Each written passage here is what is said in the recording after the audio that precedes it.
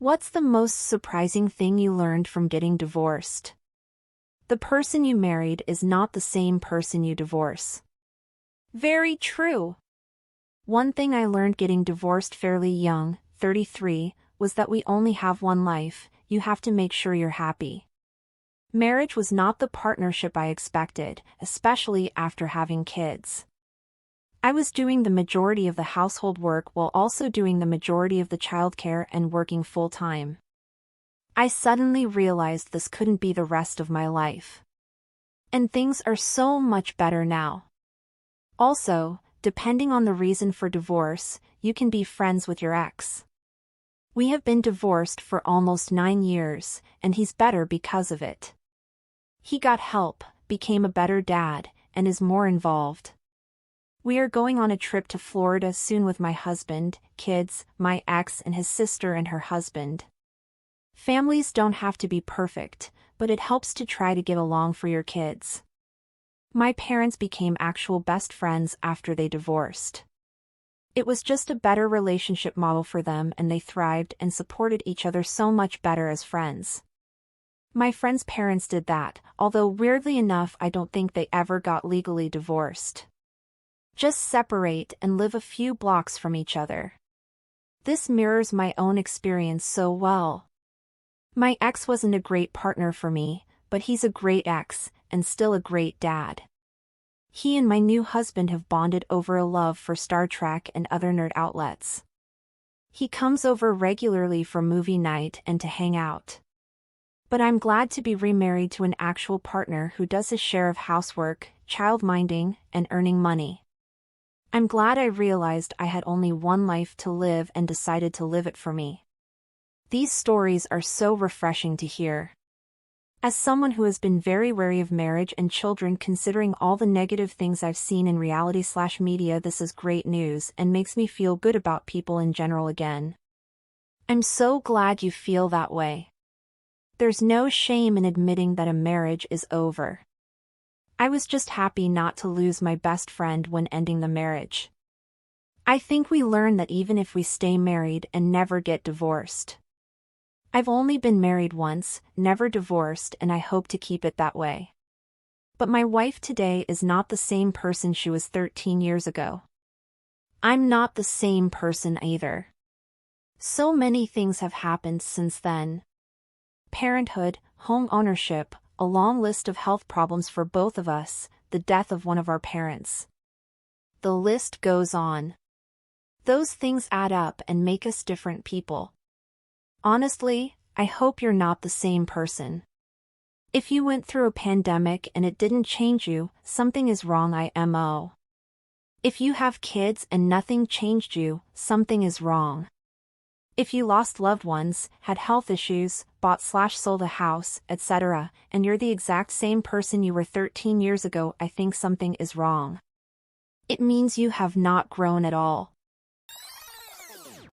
How I did need to change certain parts of myself and my life, but I was not the entire problem in our marriage. I feel this very much. Oh, this. I'm not divorced, but we have 2 kids together and it was basically a divorce without the legal part, and TBH, thank God. We went through the custody process though. Doing that, becoming a single mom, and co-parenting have taught me so much about myself. I had to do so much work to get to a place where I'm okay and can give my kids what they need, by myself. One of the reasons I love my husband so much is how he took accountability for where he lacked in his first marriage. Knowing what he did wrong and knowing how he shows up every day for me and through his actions prove his growth. I respect him for being willing and able to change, and he provides an example for me when I feel like what he asks of me is too hard. I realized I wasn't perfect and needed to change. She realized I wasn't perfect and I was a good target for years of physical, emotional, and psychological abuse for her own problems which she couldn't cope with. Then she found a new friend in the psychiatric hospital that would do whatever she told her to regardless of how sick she was. And then I was traded in after a major freak injury. Feels bad, man. I have a very similar feeling. I also use this to help me move on. When it came down to it, we both needed change in ourselves. I wanted to do that together as partners. She didn't. She also didn't really genuinely think she needed change, but the point stands. Same. He had serious mental health concerns that I tried to assist with getting help for. He refused to continue to see a DR, he just wanted the prescriptions, and started hiding alcohol in the garage. I was not one for a super fancy life, but he became pretty much agoraphobic and never left the house at all. I became frustrated and impatient with him. When I finally ended it, he decided that the very best way to control things and punish me would be through our finances. So he quit his job in order to not pay a lot of child support, etc. I did not fight, I just dropped the rope. I work at a youth shelter and started my own business. First 2 years were very tough. I'm in year 3 now and I'm happy. My kids are happy. I'll never be rich, but we have a great home in a cute area of town near my shop. I'm rich in many ways that I was not before. I expected to be heartbroken, but mostly just felt relieved. What is worse than being alone, wishing you were alone? Once we filed for divorce, we put our house on the market and did all of those things that you do. I felt like I was losing everything. My ex had her family close by. The only family I had within a day's drive was her and my 2-year-old daughter.